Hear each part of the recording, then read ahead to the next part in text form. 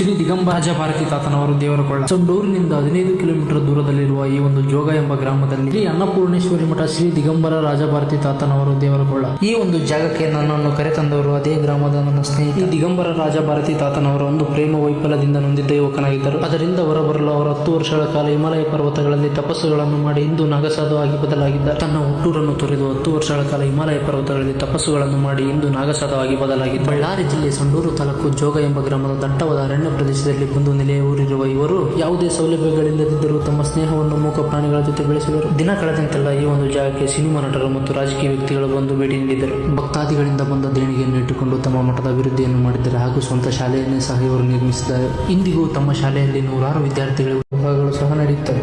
ಈ ದಿಗಂಬರ ರಾಜಭಾರತಿ ತಾತನವರ ಸಾಮಾಜಿಕ ಕಾರ್ಯಗಳಿಗೆ ಮುಂದೂಡಲಿ ಅಂತ ಹೇಳ್ತಾ ಯಾರೆಲ್ಲ ಸಂಡೂರು ಹಾಗೂ ಬಳ್ಳಾರಿ ಸುತ್ತಮುತ್ತ ಜನರಲ್ಲಿದ್ದರೆ ಈ ಒಂದು ಮಠಕ್ಕೆ ಭೇಟಿ ಕೊಡು ಅಂತ ಹೇಳ್ತಾ ವಿಡಿಯೋನ ಇಲ್ಲಿಗೆ ಎಂಡ್ ಮಾಡ್ತೀನಿ. ಮತ್ತೆ ಮುಂದಿನ ವಿಡಿಯೋದಲ್ಲಿ ಸಿಗ್ತೀನಿ. ಅಲ್ಲಿವರೆಗೂ ಬಾಯ್ ಗೈಸ್.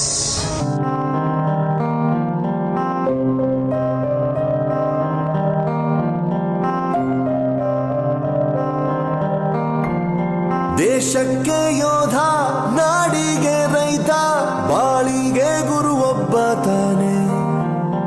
ಅಕ್ಷರ ಕಲಿಸೋ, ಅಜ್ಞಾನ ಅಳಿಸೋ, ಅವನೂನು ಅನ್ನದಾತಾನೆ.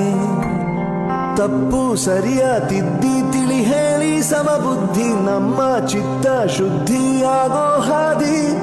ಎಷ್ಟೇ ದೂರ ಹೋದ್ರೂ ಮರಿಬೇಡ ನಿನ್ನ ಬೇರು, ನಿನ್ನ ಸಾಧನೆಗೆಲ್ಲ ಇದುವೇ ಆದಿ.